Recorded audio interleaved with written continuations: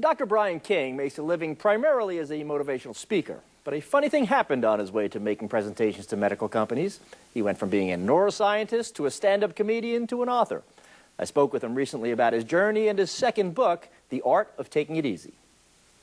It's a weird transition, actually. I became a neuroscientist because I felt like I needed a backup job or a backup degree if my plans to become a successful comedian didn't work out.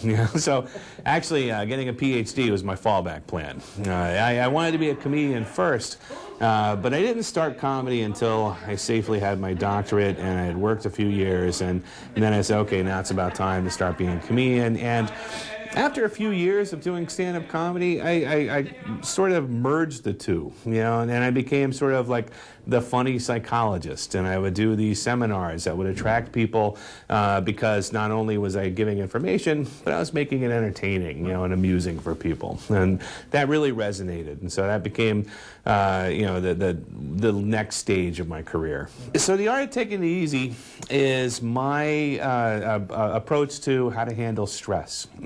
It's all about stress management. I've been touring the country for years, telling people how to be happy, how to manage stress, and really connecting with people on many levels. And so I decided to take a lot of what I offer and write it down so that I can, preserve it, share it with a wider audience.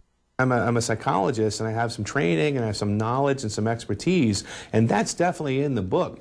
But it's also stories, jokes, humor, examples of how to live a stress-free life, examples of how to handle things, and all that comes from my life on the road as a performer, as a comedian, doing the things that I do. And so it's a nice mix of both.